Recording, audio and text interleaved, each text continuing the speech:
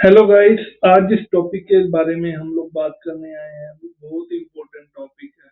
आज का टॉपिक है हमारा taxation of social media income. Basically क्या है, आज की डेट में आप यूट्यूब, इंस्टाग्राम, किसी भी सोशल मीडिया प्लेटफॉर्म पे देखोगे बहुत सारे लोग इसे अब अपना अर्निंग का प्लेटफॉर्म बना चुके हैं।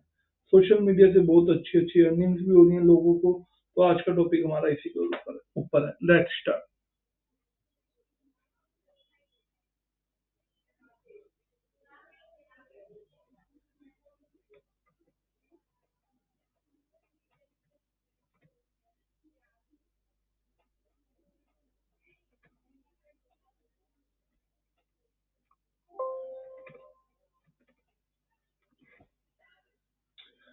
आज के डेट में हम देखा जाए तो सोशल मीडिया प्लेटफॉर्म पे over the period of time, last few years में हमारा सबसे अच्छा अर्निंग का सोर्स सोशल मीडिया बन चुका है।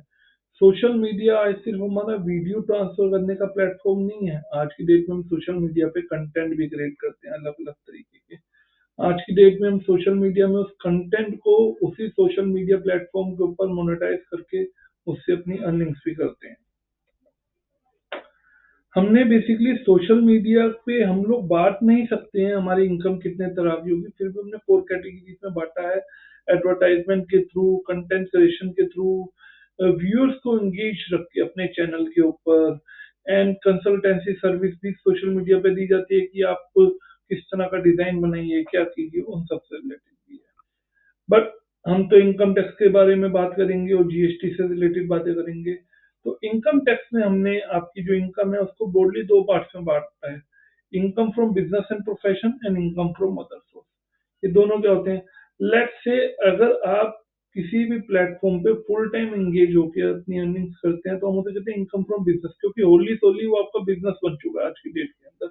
या आप जॉब करते हैं, वर्किंग है फुल टाइम, बट आप अपना थोड़ा सा टाइम या आपकी इनकम के अंदर एक माइनर सोर्स ऑफ इनकम है सोशल मीडिया से, तब हम उसे इनकम फ्रॉम अदर सोर्स में डालते हैं।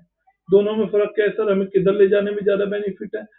अगर हमें अपने expenditure, basically income from other source के अंदर भी हम अपने एक्सपेंडिचर की डिडक्शन अप टू 50% तक एज एन इनकम से हम क्लेम कर सकते हैं। बट अगर हमारी इनकम 100 रुपीज है और हमारा एक्सपेंडिचर फिर 50 रुपीज है तो हम नहीं क्लेम कर पाएंगे इनकम फ्रॉम अदर सोर्स के अंदर, क्योंकि हमें फिर उसका प्रॉपर बाइफर्केशन बनानी पड़ेगी, books books of account maintain करने पड़ेंगे कि हमारे अगर 50% से ऊपर ऊपर के एक्सपेंडिचर है तो। अदरवाइज हम अगर अप टू 50% क्लेम करना चाहते हैं तो उसमें कोई इशू नहीं है, हम इनकम फ्रॉम अदर सोर्स में डाल के हम उसे चला सकते हैं। Income from business and profession, अगर हमारी इनकम अप टू 2 करोड़ है, अगर आपकी एनुअल इनकम जो भी बिजनेस है इस सोशल मीडिया प्लेटफॉर्म से किसी भी सोर्स के थ्रू हुई है, तो अगर आपकी इनकम का पोर्शन 2 करोड़ तक है तब आप 8% और 6%। 8% किस केस में है? अगर आपने कैश में अपनी इनकम रिसीव की है तो 8%, टोटल रिसिप्ट का 8% हम प्रॉफिट दिखा के, अदरवाइज 6% का प्रॉफिट दिखा के हम उसके ऊपर अपनी टैक्स की लाइबिलिटी पे ऑफ कर सकते हैं। अब लेट्स से हमारी टर्नओवर 1 करोड़ से ऊपर है, बट हमारे हम प्रॉफिट जो है 1 करोड़ तो 6% और 8% हम नहीं दिखाना चाहते हैं। हमारे को लगता है कि हमारा प्रॉफिट उससे बहुत कम हुआ है। उस केस में हम कहते हैं ऑडिट करवा लीजिए 1 करोड़ से ऊपर के एज पर इनकम टैक्स से। बट अगर आपकी टोटल रिसिप्ट ईयरली 10 करोड़ से ऊपर है तब इवन आप 8% दिखाओ या मत दिखाओ, 6% दिखाओ या मत दिखाओ, उस केस में आपको अपना ऑडिट करवाना ही पड़ेगा।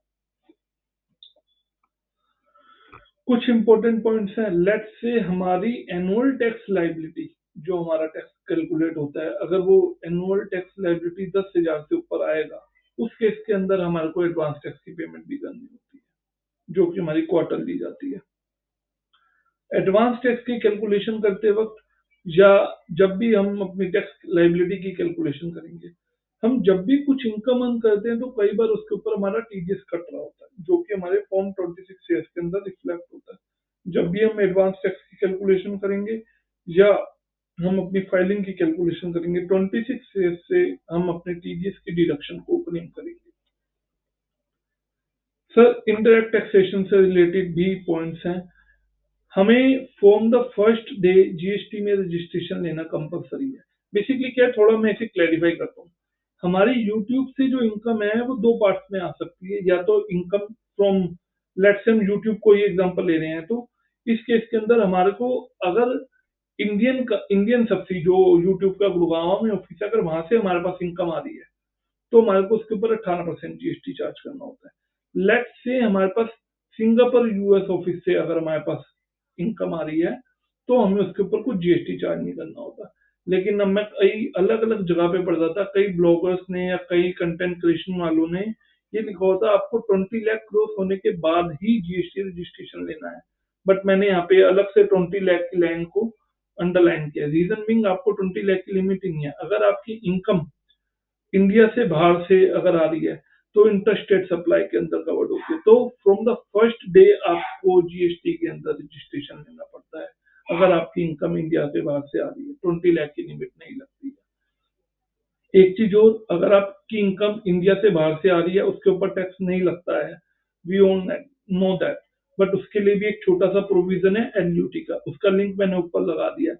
आपको एलयूटी अप्लाई करना होता है, उसके बाद ही आपको इनकम से जीएसटी से एग्जम्पशन मिलती है। इसमें जीएसटी से एग्जम्पशन मिल रही है, आपको इनकम टैक्स से नहीं मिल रही है।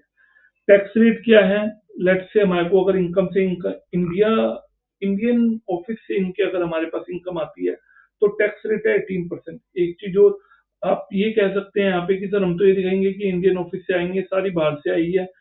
बाहर से आई हुई इनकम फॉरेन करेंसी में होनी चाहिए, तभी हम उसे कहेंगे एक्सपोर्ट ऑफ सर्विस है, जहाँ पे हम एलयूटी भी अप्लाई करेंगे और उसके ऊपर हम जीएसटी भी पे नहीं करेंगे। एक चीज और हम इसमें ऐड ऑन करना चाहेंगे, आप जीएसटी में रजिस्ट्रेशन लेकर सिर्फ गवर्नमेंट को जीएसटी नहीं पे करते हैं, या एक्सपोर्ट के केस के अंदर सिर्फ एक फाइलिंग नहीं करते हैं जीएसटी की। अगर आप जीएसटी में रजिस्टर्ड हैं, उसके बाद एक्सपोर्ट ऑफ सर्विस आपकी हो रही है, तो उसके अंदर जीएसटी में रिफंड का भी प्रोविजन है। टैक्स रेट है, अगर हम न्यू टैक्स रिजिम में जाते हैं, ओल्ड टैक्स रिजिम में जाते हैं, कैलकुलेशन का पार्ट है, हमारे को अलग अलग है, मैंने आपको वीडियो में बताया। ओके, आपको इस वीडियो से रिलेटेड, इस टॉपिक से रिलेटेड कोई भी और क्वेरी हो, फ्रीली आप मेरे से कांटेक्ट कर सकते हैं। Thank you for watching my video, stay tuned.